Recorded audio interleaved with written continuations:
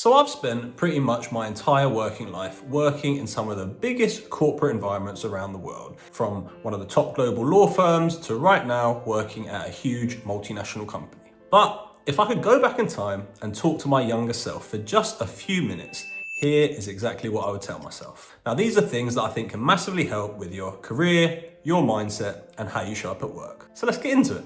Number one, visibility matters. So unfortunately, it's not enough to just do good work. You really do need to be actually seen to be doing the good work. Because when it comes to more senior people and probably the people that you're going to be reporting to, the likelihood is that they are just going to be too busy to notice good work that just hides quietly in the background. So you really do need to try and put yourself out there a little bit more. You need to try and speak up in meetings. You need to try and share your wins when it's not too cringy to do so.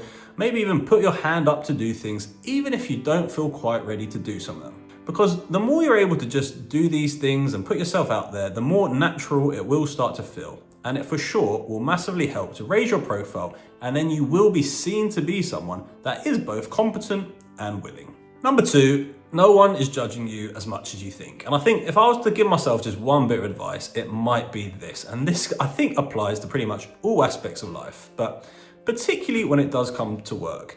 Yeah, you should try and work your hardest and do your best with whatever the thing is that you're doing. But that does not mean that you can never make a mistake and that your value at work is tied to never making a mistake and that you have to be this completely perfect human being.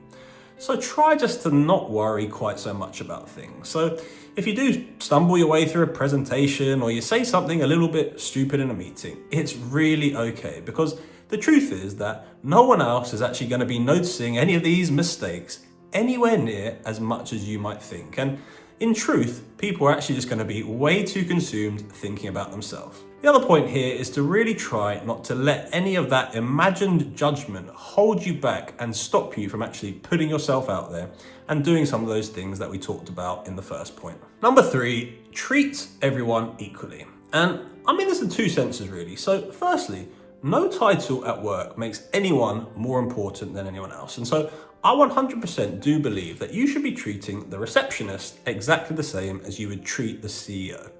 And I think that's just a good bit of advice for life generally. Secondly, try not to over-respect more senior people. And this is something that I found earlier on in my career. Say, like if I was having to explain a bit of legal advice to someone more junior than me, I would usually be able to explain it quite clearly and quite articulately and, feel confident in what I was explaining. But if I was then to have to go and explain the exact same point to someone more senior, I would suddenly think that I had to be like an almost better version of myself, and I'd just be a little bit more nervous and apprehensive explaining the point, and I just wouldn't come across anywhere near as well. But obviously, that is stupid, and your perception of people shouldn't change just because of their level of seniority. And really, again, you should just be treating everyone the same. The truth is also that you will be coming across much better and more natural if you do just treat everyone the same.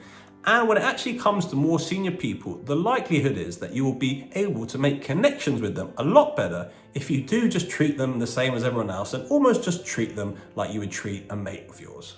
Number four is to just be someone that people enjoy working with, because the truth is that you don't need to be the absolute smartest person in the room, but if people enjoy working with you, they will want you in the room. So I think when it comes to this point, it's really just about kind of doing, I guess, what probably seems like some of the basic points, but it is just work hard, be consistent, be dependable, be someone that actually makes things easier for people, not harder, and generally just be someone that people actually enjoy working with and enjoy having around. Number five, the most confident person is not always the most competent. And this is something that I really discovered going back to my law firm days, because when you're at a law firm, you are often in an intake with a group of people who will usually be a similar sort of age to yourself. And so you are naturally often comparing yourself to your intake and then, maybe the intake above and the intake below you. And so often I came to find that the people that I thought were the most confident in these intakes and the ones that seemed like they knew the most were actually the ones that were producing the crappiest level of work and were the ones that people actually didn't really like that much. And so I guess I'm not saying that you should try to shrink yourself in any way. And of course, confidence can definitely be a good thing. But don't be fooled into thinking that confidence is always about being the loudest person or the most outspoken. Sometimes confidence is really about a quiet assurance in yourself and your capabilities. Number 6, be careful comparing yourself to more senior people, because that partner, say, at work that you might look up to, who seems to have all of the perfect answers to everything and communicates himself so articulately. Well, in reality, he wasn't always that polished. And the truth is that he probably just has a lot more years on the clock than you do. So just be careful how you do compare yourself to these people, because I think if you do it from a place of just pure admiration and you just take some inspiration to try and improve yourself in some areas, well, that's probably okay. But if you start comparing yourself to the extent that it's just making you feel crap the whole time, well, that's not good. And I think that's where that saying, comparison is the thief of joy, can come in and can really be relevant. And so really just don't confuse time for talent, and just don't beat yourself up that you're not quite as good as some of these people yet. Because in reality, you're probably just not meant to be as good as these people yet, but that doesn't mean that you can't be one day. Number 7, look after yourself. Because I think when it comes to these high-pressured, stressful jobs where you might be, working very long hours, I think it is very easy to just let them completely consume yourself. But the reality is that when it comes to things like your mood, your energy levels, your stress, they are all going to be massively impacted by how well you are looking after yourself. And the truth is also that you're not going to be able to work your best and be your most productive if you are just completely running on fumes.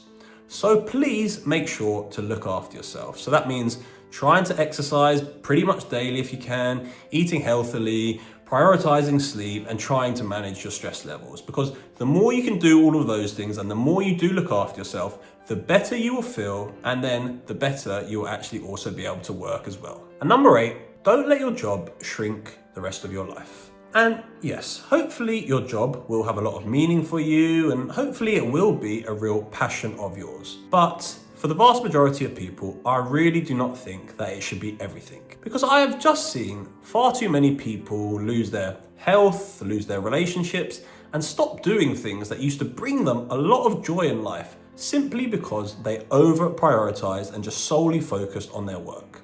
And I am absolutely convinced that if you do that, your life is just not going to be as enjoyable. And you might well get to the end of your life and just look back with a lot of regret as to what you let fall to the wayside. So really just try to remember that your job can support your life and can definitely be a big part of it, but it should not replace it in its entirety.